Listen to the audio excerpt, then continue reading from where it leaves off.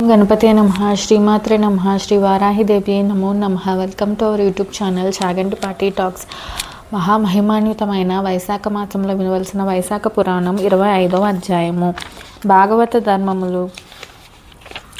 నారదుడు అంబరీష్ మహారాజుతో ఇట్లా చెప్పుచున్నాడు. శృతదేవ ముని శృతకీర్తి మహారాజుతో సంఖ్యవ్యాధ సంవాదమును వివరించవు ఇట్లా నేను స్వామి బ్రహ్మజ్ఞాని ప్రభువగు శ్రీహరిచే సృష్టించబడిన కోట్ల కొలదిగా వేల కొలదిగా ఉన్న జీవులు విభిన్న కర్మలు బహుమార్గములు కలవై విభిన్న స్వభావములు కలిగి మిక్కిలి విభిన్నులై ఉన్నారు. దీనికి కారణం ఏమి? నాకు దీన్ని వివరింపుడు అని అడిగాను.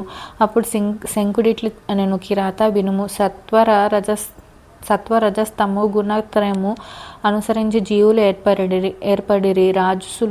రాజస కర్మలను తామస కర్మలను సాత్విక కర్మలను చేయుచుందురు. ఈ జీవులు తమ జీవనము చేసి కర్మలను బట్టి సత్వరజస్తమో గుణములు పాళ్ళు ఎక్కువ తక్కువ లగుచుండును. అందువలన వారు ఎక్కువ కర్మకు ఎక్కువ ఫలమును, తక్కువ కర్మకు తక్కువ ఫలమును పాపపుణ్యముల రూపమున సుఖ దుఃఖములను అందుచుందురు.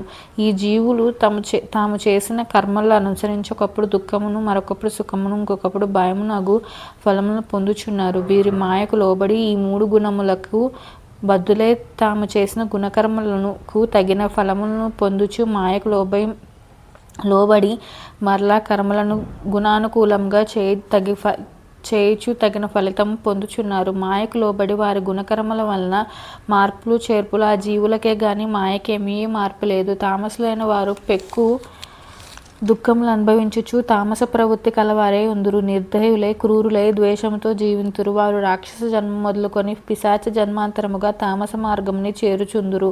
రాజస ప్రవృత్తులు మిశ్రమ బుద్ధితో పాపపుణ్యములు రెండింటినీ చేయుచుందురు. పుణ్యము అధికముగా చేసిన స్వర్గమును, పాపము ఎక్కువైన నరకమును పొందుచుందురు. కావున వీరు నిశ్చయ జ్ఞానం లేని వారే మందభాగ్యులై సంసార చక్రమున భ్రమించుచుందురు.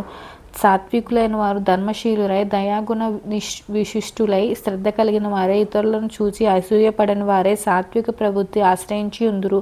వీరు తేజస్శాలురై గుణత్రయ శక్తిని దాటి నిర్మలురై ఉత్తమ లోకములను అందుదురు.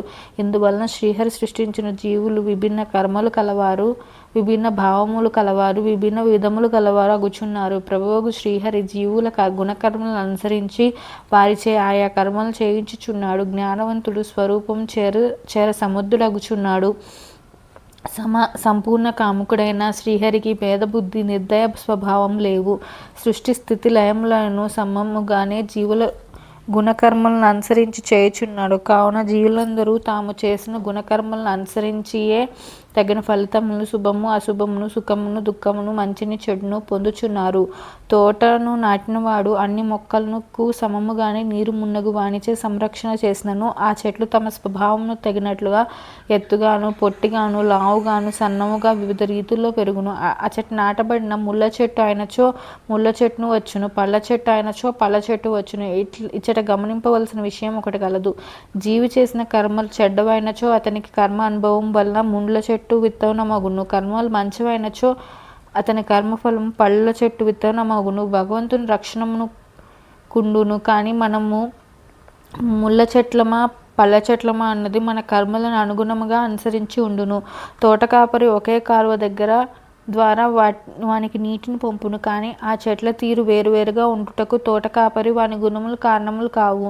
ఆ చెట్లలోని లక్షణమే వాని వైవిధ్యమునకు కారణమును గదా అని శంకుడు వివరించెను. కిరాతుడు స్వామి సంపూర్ణ జ్ఞాన సంపద కలవారికి సృష్టి స్థితి లయములలో ఎప్పుడు ముక్తి కలుగును చెప్పు అని అడిగను. శంకుడు ఇట్లనే 4000 యుగములు బ్రహ్మకు పగలు రాత్రియు, 4000 యుగముల కాలమే. ఇట్టి ఒక రాత్రి ఒక పగలు బ్రహ్మకు ఒక దినము, ఇటు 15 దినములు ఒక పక్షము, ఇటు 2 పక్షములు ఒక మాసము, 2 మాసములు ఒక ఋతువు, 3 ఋతువులు ఒక ఆయనము, 2 ఆయనములు ఒక సంవత్సరం. ఇటు సంవత్సరములు దివ్యములు 100 గడిచినచో దాన్ని బ్రహ్మకల్పమందురు. ఒక బ్రహ్మకల్పం ముగయగానే ప్రళయం ఏర్పడును అని వేద విధులందురు. మానవులందరూ నశించినప్పుడు మానవ ప్రళయము బ్రహ్మమానమున ఒక దినము గడువగా వచ్చిన ప్రళయము దిన ప్రళయము. బ్రహ్మమానమున 100 సంవత్సరములు గడువగా వచ్చినది బ్రహ్మ ప్రళయము అని ప్రళయమును 3 విధములుగా చెప్పిరి. బ్రహ్మకు ఒక ముహూర్త కాలం గడిచినచో మనువునకు ప్రళయం మగును.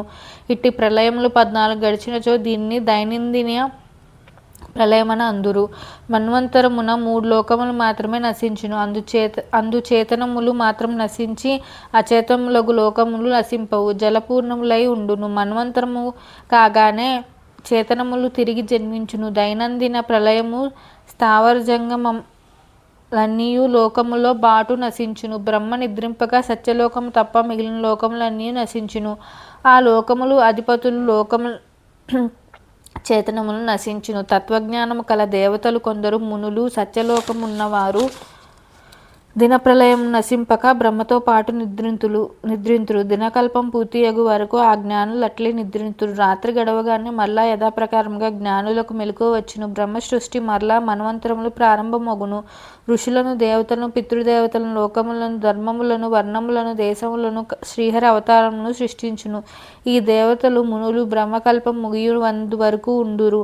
ఆయా రాశులందున్న దేవతలు మునులు తమకు విహితములుగా వేద ధర్మములు అనుసరించు ఆయా గోత్రములు యందు జన్మించి తమ తమ నియమిత కర్మలను చేయుచుందురు. కలియుగాంతమున రాక్షసులు, పిశాచములు మున్నగు వారు కలితో కలిసి నరక స్థానము చేరుదురు. ఆ పిశాచ గణములు అందున్న వారు తమ తమ కర్మలను అనుసరించి జన్మించి తగిన కర్మలను చేయుచుందురు. బ్రహ్మమున్నగురు వారి సృష్టికాలమును ముక్తికాలమును వినుము. శ్రీ మహావిష్ణువు కన్ను మూయట రెప్పతో పాటు బ్రహ్మదేవునికి ఒక బ్రహ్మకల్పమగును.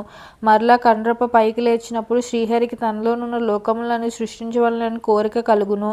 అప్పుడు తన ఉదరమును సృష్టింపదగిన వారు లింగ శరీర భంగమైన వారును జీవులు అనేకురుందురు. శ్రీ మహావిష్ణువు కుక్షిలో నిద్రించువారు, మెలకువగా ఉన్నవారు, అజ్ఞాన దిశలో ఉన్నవారు, లింగభంగ శరీరులు, పిపీలకాది మానవాంత జీవులు, ముక్తి నొందిన వారు, బ్రహ్మ మొదలు మానవుల వరకు ఉండు జీవులు వీరందరి నుండి శ్రీహరి ధ్యానించుచుందురు. కన్ను తెరిచిన శ్రీహరి వాసుదేవ వ్యూహుడు జీవులు వీరందరి నుండి శ్రీహరి ధ్యానించుచుందురు. కొందరు తత్వజ్ఞానమును, సారూప్యముక్తిని, సామీప్యముక్తిని, సాలోక్యముక్తిని వారికి తగినట్లుగా అనిరుద్ధ వ్యూహమును అనుసరించి వారికి ఇచ్చును. ప్రద్యుమ్న వ్యూహమును అనుసరించి సృష్టి చేయగోరును. మాయాజయ, కృతిశాంతి అను 4 శక్తులను వాసుదేవ, అనిరుద్ధ, ప్రద్యుమ్న, సంకర్షణ అను 4 వ్యూహముల నుండి వరించెను. ఇట్లు 4 శక్తులు 4 వ్యూహములు కలిగి శ్రీ మహావిష్ణు పూర్ణకాముడై భిన్న కర్మాశయమై ప్రపంచమును సృష్టించెను. యోగమాయను ఆశ్రయించిన శ్రీహరి కన్ను మూయగా బ్రహ్మకు రాత్రి అగును. సంకర్షణ వ్యూహమును సర్వమును నశింపజేయను. శ్రీహరి కృత్యములు బ్రహ్మాదులకైనను ఎరుగరావు అని శంకుడు వివరించినప్పుడు కిరాతుడు స్వామి శ్రీ మహావిష్ణువుకి ఇష్టములగు భాగవత ధర్మములు వినగోర్చున్నాను, దయవుంచి చెప్పకూడదని అడిగాను. అప్పుడు శంకుడు ఇట్లా నేను చిత్తశుద్ధిని కలిగించి సజ్జనులకు ఉపకారం చేయు ధర్మము సాత్విక ధర్మము. ఎవరు నిందింపనిది, శృతి ప్రాతిపాదితము, నిష్కామము, లోకములకు విరుద్ధము కానిది అగు ధర్మము సాత్విక ధర్మం అనియు పెద్దలు చెప్పిరి. బ్రాహ్మణాది వర్ణముల చేత, బ్రహ్మచర్యాది ఆశ్రమముల చేత విభిన్నమగు ధర్మముల నిత్య నైమితిక కామ్యములన్నీ 3 రీతులుగా విభక్తులైనవి. 4 వర్ణముల వారును తమ తమ ధర్మములు ఆచరించి శ్రీహరికి ఫల సమర్పణ చేసినచో నవసాత్విక ధర్మములని అందురు. శుభకర్మలకు భగవంతునికి చెందిన కర్మలన్నీ సాత్వికములని అందురు. శ్రీ విష్ణువు విడిచి మరి ఒక దైవము ఇట్టి వీరినే భాగవతులని వలన. ఎవరి చిత్తము విష్ణువునందును, నాలుక శ్రీహరి నామోచ్చరణమందు, హృదయం విష్ణు పాదములు యందు సక్తములై ఉండునో వారే భాగవతులు. సదాచారములు అంద ఆసక్తి కలిగి అందరికీ ఉపకారము చేయుచు మమకారం లేనివారు భాగవతులు. వీని యందు నమ్మక శాస్త్రములు, గురువు, సజ్జనులు, సత్కర్మలు, ముఖ్యముగా గల వీరాజస ధర్మములు, యక్షులు, రాక్షసులు, పిశాచాదులు యందు దైవములు, వీరిలో కనిష్టారులు, హింస స్వభావులు, వీరి ధర్మములు తామసములు. సత్వగుణము కలవారు విష్ణుప్రీతికరములకు శుభప్రదములగు ధర్మములను నిష్కాముగా చేయుదురు. విష్ణువుపై భక్తి కలిగిందురో వారు భాగవతులు, భక్తులు. వేదశాస్త్రాదులు చెప్పబడి శాశ్వతములై విష్ణుప్రీతికరములైన ధర్మములు ఆచరించి వారు భాగవతులు. అన్ని దేశముల యందు తిరుగుట, అందరి కర్మలను చూచుట, అన్ని ధర్మములు వినుట, సుఖములపై ఆసక్తి లేకుండుట భాగవతుల లక్షణము. నపంచుకునకు సుందరిమణులు పనికిరానట్లుగా ఈ ప్రపంచ భోగములన్నీ జ్ఞానులకు ఉపయోగింపవు. చంద్రుని చూసి చంద్రకాంత స్త్రీల ద్రవించినట్లు సజ్జనులకు మంచివారిని చూసినంతనే మనసు ద్రవించును. ఉత్తములకు శాస్త్ర విషయములను వినుట వలన సజ్జనుల మనసు ప్రదీప్తమై సూర్యకిరణములకు సూర్యకాంతిశీల మండినట్లు ప్రజ్వలించును. కోరికలు లేని జనులకు శ్రద్ధతో కూడి విష్ణుప్రీతికరములకు పనులు చేయవాడు భాగవతులు. ఇహపరలోకములను కలిగించు విష్ణుప్రీతికరములకు గుణములు సర్వ దుఃఖములు నశింపజేయును. పెరుగు మదించి సారభూతముగా వెన్నను స్వీకరించినట్లుగా అన్ని ధర్మములు సారము వైశాఖ ధర్మములని శ్రీహరి లక్ష్మీదేవికి పాలసముద్రమైనప్పుడు చెప్పెను. బాటసారులకు మార్గమున నీడనిచ్చునట్టు మండపములను చలివేంద్రములను ఏర్పరచుట, విసినకర్రలతో విసురుట మరియు ఉపచారములను చేయుట, గొడుగు చెప్పులు కర్పూరము గంధము దానమిచ్చుట, వైభవమునచో వాపికూప తటాకములను త్రవ్వించుట, సాయంకాలమున పానమును పుష్పములను ఇచ్చుట, తాంబూల దానము ఆవుపాలు మొదలగు వాటిని ఇచ్చుట, ఉప్పు కలిసిన మజ్జిగను బాటసార్లకు ఇచ్చుట, తలంటి పోయుట, బ్రాహ్మణులు పాదములు కడుగుట, చాప కంబలి మంచము గోవు మున్నగు వాణిని నిచ్చుట, తేనె కలిపిన నువ్వులు నిచ్చుట ఇవన్నీ పాపం పోగొట్టును. సాయంకాలం చెరుకుగడనిచ్చుట, దోసపళ్ళనిచ్చుట, పళ్ళరసం నిచ్చుట, పితృదేవతలకు తర్పణమును ఇచ్చుట ఇవి వైశాఖ ధర్మములు. అని ధర్మాలలో ఉత్తమములు. ప్రాతకాలమున స్నానమాచరించి విహితములుగా సంధ్యావందనాదులు ఆచరించి శ్రీహరిని పూజించి శ్రీహరి కథలను విని యథాశక్తి దానములు చేయవలను. వైశాఖము తలంటి పోసుకొని రాదు, కంచపాత్రలో భుజించరాదు, నిషిద్ధములకు ఉల్లి మొదలగు వారిని భక్షింపకుండుట, పనికిమాల మాటలను పనికిమాల పన్నులను వైశాఖమున చేయరాదు. సొరకాయ వెల్లుల్లి నువ్వుల పిండి పులికడుగు చద్ది అన్నము నేతి బీరకాయ మున్నగు వానిని వైశాఖవాసమున విడవలను. బచ్చలి కూర కోడిస పండు ములగకాడలు పండని వండని పదార్థములు ఉలవలు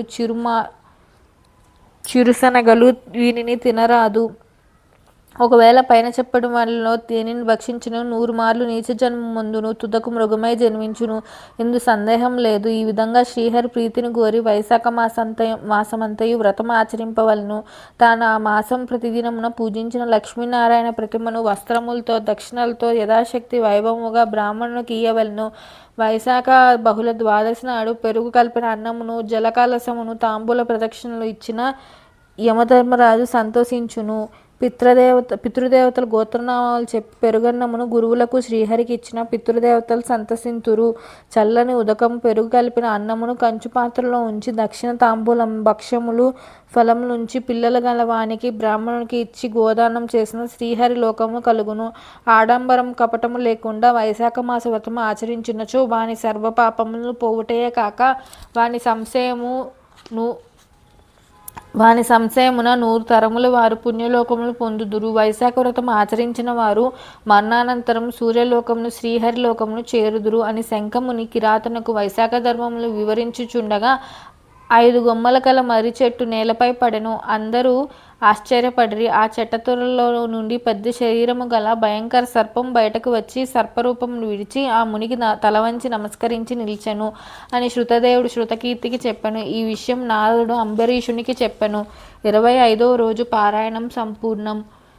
నా వీడియో మీకు నచ్చినట్టయితే లైక్ చేయండి. అలానే మీ శ్రేయోభిలాషులందరికీ షేర్ చేయండి. మరిన్ని ఇలాంటి వీడియోల కోసం మా ఛానల్ని సబ్స్క్రైబ్ చేసుకోండి. Please subscribe our channel. ఓం నమో నారాయణాయ. Thank you.